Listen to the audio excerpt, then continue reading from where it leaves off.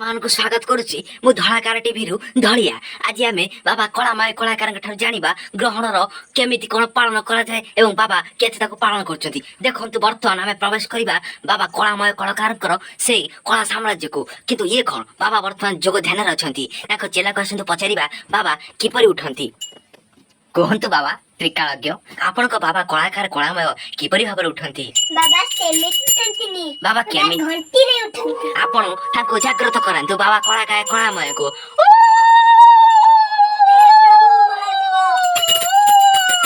ବାବା ଉଠନ୍ତୁ, ବାବା ବାବା ଉଠନ୍ତୁ, ଆପଣଙ୍କୁ ଆମ ଦରକାର ଅଛି ବାବା, ଆପଣ ଉଠନ୍ତୁ ବାବା। ଏଇ ଆପଣ ମାନେ ଦେଖିପାରୁଥିବେ ବାବା ବର୍ତ୍ତମାନ ଜଗତଚନ୍ଦ୍ର ବାହାରିକି ଆସିଲେ। ଦେଖନ୍ତୁ କେତେ ବଡ଼ ଘର ଘର ନିଶ୍ୱାସରେ ବାବାଙ୍କ ମୁଖ ପ୍ରଚଳିତ ହେଉଛି। ବାବା ଦୟାକରି ଆପଣଙ୍କ ନେତ୍ର ଦେଖାନ୍ତୁ ବାବା। ବାବା କର ଜୟ, କଳାକାର କଳାକାର ଜୟ। ବାବା ଆପଣଙ୍କୁ ଆମର କୋଟି କୋଟି ସାଷ୍ଟାଙ୍ଗ ପ୍ରଣିପାତ। ଆପଣ ଆଜି କୁହନ୍ତୁ ଏ ଗ୍ରହଣର ବିଶେଷତ୍ୱ କ'ଣ? କିଏ ବାବା ତୁମେ? ମୁଁ ଆପଣଙ୍କର ବହୁତ ବଡ଼ ଭକ୍ତ। ଏତେ ମୋ ଗାମୁଛା ଫଟାରେ ଚିଲଉଛ, ମତେ ଟିକେ ଶୟନ କରିଦଉନ। ବାବା ଲୋକମାନେ ଜାଣିବାକୁ ଚାହିଁବେ ତ୍ରିକଳା ତ୍ରିକଳା ଭକ୍ତ ତ୍ରିକଳା, ତୁମ୍ଭେ ଏ ଅବଧ ନ୍ୟୁଜ ଚ୍ୟାନେଲ ବାଲାକୁ କାହିଁକି ପ୍ରବେଶ କରେଇଲ ଦ୍ୱାର ବାବା? ମତେ ଗୋଡ଼ ତେରେ ପଡ଼ିଥିଲା କହିଲା ମୁଁ ବାବାଙ୍କର ତୁମ୍ଭେ କଣ ଜାଣିନ ଆଜି ଗ୍ରହଣ ନା କିଛି? ବାବା ଆଜି ଶୟନ କ୍ଷେତ୍ର ଥିବେ ନା ଜଳ ଅନ୍ନ କିଛି ବର୍ଷ କରିବି ନାହିଁ, ଇଏ ଆଲୋକରେ ମୁଁ ମୁହଁ ଦେଖିବି ନାହିଁ, ତୁମେ ଜାଣିନଥିଲ? ରହିଯାଆନ୍ତୁ ବାବା। ବାବା ମୁଁ ଧଳାକାର ଧଳାମୟ ଟିଭିରୁ ଆପଣଙ୍କୁ ସ୍ୱାଗତ କରୁଛି ଆମର ଏଇ ଚ୍ୟାନେଲକୁ। ଆପଣଙ୍କର କିଛି ପଦ ପାଇଁ, କିଛି ଶବ୍ଦ ପାଇଁ, ଶବ୍ଦକୋଷ ପାଇଁ ଆମ ଲୋକମାନେ ବିଭୋଳ ହେଇଯାଇଛନ୍ତି। ବାବା କଳାକାର କଳାମୟଙ୍କର ଜୟ ହଉ। ବାବା ଆପଣ ଟିକେ କୁହନ୍ତୁ ଗ୍ରହଣ କାରଣ କ'ଣ? ଲୋକମାନେ ଗ୍ରହଣରେ କ'ଣ କରିବେ? ଆଚ୍ଛା ଆଚ୍ଛା, ତମେ କୋଉଠୁ ଆସିଛ ବାବୁ?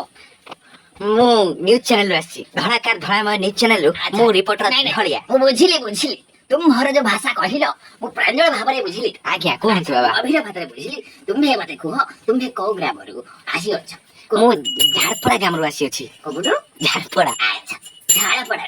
ଆଚ୍ଛା ତୁମ୍ଭେ ଦେଖିଛ ଗୋଟେ ଝାଡ଼ପଡ଼ାର ଜେଲ ଅଛି? ହଁ ବାବା ଦେଖିଛି। ତାର ପାଚେରୀ କେତେ ଫୁଟ? 2-4 ଫୁଟ ଖଣ୍ଡେ ହବ। ସେ ବୋଧେ ସେ ଯୋଉ ଆବଦ୍ଧ ଅଛି ସେ ଗୋଟେ ଗ୍ରହଣ ପରି ସମାନ। ସେଠି ଯୋଉମାନେ କଏଦୀ ଅଛନ୍ତି ତାଙ୍କୁ ଗ୍ରହଣ ଗାସିଲା ଭଳି ସୂର୍ଯ୍ୟ ଗାସେ ନାହିଁ, ସେମାନେ ଗ୍ରହଣରେ ରହି ବୁଡ଼ି ରହନ୍ତି। ତୁମେ ଜାଣିନ ମତେ ଆସିଛ ଗ୍ରହଣ ବିଷୟରେ ପଚାରିବା ପାଇଁ? ବାବା ମୁଁ ଜାଣିଲେ କ'ଣ ହବ? ଆମର ଯେଉଁ ଲୋକମାନେ ଅଛନ୍ତି, ଆମ ଦର୍ଶକ ବନ୍ଧୁ ଆପଣଙ୍କଠାରୁ ଜାଣିବା ପାଇଁ ଚାହୁଁଛନ୍ତି। ଆପଣ ଆପଣଙ୍କର ଶବ୍ଦ କ୍ୟାସ ଗଭୀର ଜ୍ଞାନରୁ ଟିକେ ଉପଦେଶ ଦିଅନ୍ତୁ ବାବା। ଆପଣଙ୍କ ଚେଲା ମଧ୍ୟ ଆପଣଙ୍କ ପାଖରେ ଅଛନ୍ତି, ଆପଣ ଟିକେ କୁହନ୍ତୁ। ଇଏ ମୋର ଚେଲା, ଚେଲାଠୁ ଅଧିକ ବଳି ଚେଲୁଣି। ଆଚ୍ଛା ଆଚ୍ଛା, ତାଙ୍କ ନାଁ ହଉଛନ୍ତି ମିଷ୍ଟର ନାଇଁ ଭକ୍ତ ତ୍ରିକଳା। ତ୍ରିକଳା। ଆଜ୍ଞା ଆଜ୍ଞା। ଆଚ୍ଛା ତୁମେ ଜାଣିଅଛ ତ୍ରିକଳା, ତ୍ରିକଳା, ଏଠି କଳା ସେଠି କଳା ଉପରେ ଗୋଟେ କଳା, ମାନେ ଆପଣ କହିବା କଥା ସବୁଆଡେ ଟିକେ ଟିକେ କଳା। ଆଚ୍ଛା କାହିଁକି ନା ଆମର କଳାରେ ଭଣ୍ଡାର କଳାକାର। ଆଚ୍ଛା ବାବା ଆପଣଙ୍କ ଗାଲରେ ଯୋଉ କଳାଟା ଅଛି ସେ କଳାର ରହସ୍ୟ ଆପଣ କହିପାରିବେ? ଆଚ୍ଛା ଆଚ୍ଛା, କଳାର ରହସ୍ୟ କେହି କହିପାରିବେ। ସେ କଳାକାର ନିରାମୟ, କଳା ଅନ୍ଧାରରେ ବି ଘଟି ଆସୁ ସେ ପ୍ରଭୁ ନିରାମୟ। ଇଏ ମୋର ତ୍ରିକଳା। ଆପଣ ବାବା ଟିକେ କୁହନ୍ତୁ ଗ୍ରହଣରେ ଲୋକ କ'ଣ କରିବେ? ଗ୍ରହଣରେ ପାକ ନିଷେଧ, ପାକ ଅର୍ଥ ଖାଇବା ନିଷେଧ। ତୁମ୍ଭେ ଖାଇଅଛ କି ଭକ୍ତ? ବାବା କ'ଣ କରିବି, ସ୍ତ୍ରୀ ଆଜି ସକାଳୁ ବାଡେଇ କହୁଛି ବାବା କହିନାହାନ୍ତି ମାନେ ତୁ କିଛି ଖାଇପାରିବୁ ନା ଆଜି। ଠିକ କରିଛି, ତୁମ୍ଭକୁ ଝାଡୁ ପାର ହେଇନି। ବାବା ଲାଠି ଗୋଇଠା ଚାପୁଡା ଆଉ କିଛି ବାକି ନାହିଁ। ଏତେ ସବୁ ଖାଇଛ ପୁଣି କହୁଛ ଖାଇବା ପାଇଁ?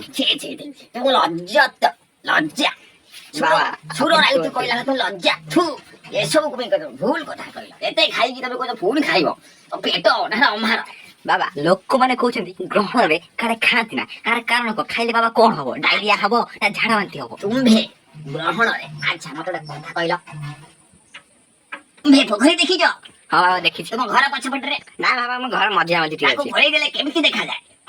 ପାଉଁଶିଆ ଦେଖାଯାଏ। ନାଇଁ, ପୋଖରୀ ଗୋଳେଇଲେ କଳା ଦେଖାଯାଏ। ଘଣ୍ଟା ସେଇଆ, ଯେମିତି ସୂର୍ଯ୍ୟର ଆଲୋକ ଚିକଚିକ ଛାଡେ ପୋଖରୀ ଜଳ ସ୍ୱଚ୍ଛ ଥାଏ, କିନ୍ତୁ ତାକୁ ଗୋଳେଇ ଦେଲେ ସିଏ କଳା ହେଇଯାଏ। ଆଚ୍ଛା ବାବା ଆପଣଙ୍କର ଶୁଣ କହିସାରି ତମେ ଏତେ ଆସିଛ, ବାବାଙ୍କ ଗଭୀର ଜ୍ଞାନରୁ ଖଣ୍ଡେ ନବନି, ଅଧେ ନବନି, ଚେନାଇ ଦିଅ ବାବା। ସେଇ ଯୋଉ ପୋଖରୀ ଗଳ କଣ ଥାଏ? ନିର୍ମଳ ଥାଏ, ସ୍ୱଚ୍ଛ ଥାଏ। ତୁମେ ଘାଣ୍ଟିଲା ଭଳିଆ ମାଛ ଧଇଲା ଭଳିଆ ଘାଣ୍ଟି ଦିଅ, ସିଏ କଣ ହେଇଯାଏ? ଗୋଳିଆ ହେଲା ପରେ ସେ କଣ ହେଇଯାଏ? କେତେ ସମୟ ଲାଗେ? ମିନିମମ୍ 10 ମିନିଟ୍ ଖଣ୍ଡେ ଲାଗେ ଗୋଳିଆ। 10 ମିନିଟ୍ ନାହିଁ, 2 ଘଣ୍ଟାରୁ ଉର୍ଦ୍ଧ୍ୱ ଲାଗେ। ସେଇଟା ହଉଛି ସୂର୍ଯ୍ୟ, ପୋଖରୀ ସୂର୍ଯ୍ୟ ନିର୍ମଳ ଥାଇ ଆଲୋକ ଚିକଚିକ ଛାଡ। ରାହୁ ଅପେକ୍ଷା ଗୋଳିଆ ଯେତେବେଳେ ସୂର୍ଯ୍ୟକୁ ଢାକେ ତ ସେଇଟା ହଉଛି ଗ୍ରହଣ। ବିଶେଷରେ ତୁମ୍ଭେ ଗହଣରେ ପାକ ନିଷେଧ କରି ହାଣ୍ଡି ଛାଡ଼ କରି ଠାକୁର ପୂଜା ପାଠ ବନ୍ଦ କରି ସବୁ ଘରେ ରହିବା କଥା।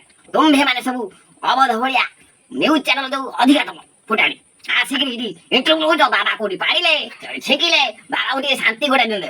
ଆଚ୍ଛା ରହିଯାଆନ୍ତୁ ବାବା, ଆପଣ ଯୋଉ କହିଲେ ହାଣ୍ଡି ଛାଡ଼, କାଇଁ ବାବା ଆପଣଙ୍କ ହାଣ୍ଡି ଧରି ବସିଥିଲେ କି? ଆମେ ହାଣ୍ଡି ଛାଡ଼ି ବଇଛୁ।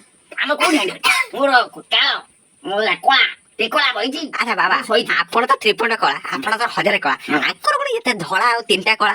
ଆର ରହସ୍ୟ କଣ? ଓ ସେ ଟିକେ ରାହୁକୁ ଆସି ଦେଇଥିଲେ ତ ମୁଁ ଅଧାରୁ ଅଟକେଇ ଦେଇଛି ସେଇ ପାଇଁ ତିନିଟା କଳା। ବାବା ଆପଣଙ୍କ ପାଖରେ ଏତେ ଶକ୍ତି ଅଛି, ଆପଣ ରାହୁକୁ ଧରି ପକଉଛନ୍ତି? ହଁ ଏ ଦିନେ ତମେ ଜାଣିନ ମୋ ଗୁରୁ ବାବା ମହାନ, ବାବା ମହାନ। ରହିଯାଆନ୍ତୁ, ବାବାଙ୍କୁ ଟିକେ କହିବାକୁ ଦିଅନ୍ତୁ। ତୁମେ ଟିକେ ଧୈର୍ଯ୍ୟ ଧରିବ କି? ଆଚ୍ଛା କୋଉଠି ଥିଲି ମୁଁ? ଆପଣ ଗୁରୁ ପାଖରେ। ଆଚ୍ଛା ମୋ ଗୁରୁ ନାଲିଆ। ଆପଣଙ୍କର ନାଲିଆ। ହଁ ମୋ ଗୁରୁ ନାଲିଆ ଯେତେବେଳେ ସୂର୍ଯ୍ୟ ପାଖରେ ଉଡୁଥିଲେ ମତେ ଗୋଟା ଗୋଡି ପକେଇଥିଲେ, କହିଲେ ଏଇ ଗୋଡି ସିଧା ତୁ ଦୌଡି ଯା। ମୁଁ ସେଇଠୁ ମୋ ଗୁରୁଙ୍କ ଆଦେଶରେ ଦୌଡି ଯାଇଥିଲି, ବୁଝିଲ। ସେଇଠୁ ସିଏ ରାହୁ ସୂର୍ଯ୍ୟଙ୍କ ଚାରିପଟେ ବୁଲୁଥିଲା, ମତେ ଦେଖି କହିଲା ତତେ ଖାଇ ଘାସିନି। ମୁଁ ଘାସ ନା ମତେ ଛାଡ଼ିଲା ନା, ଅଧା ଘାସିଛି ସେ ମୋ ଗୁରୁ ଆସିଲେ।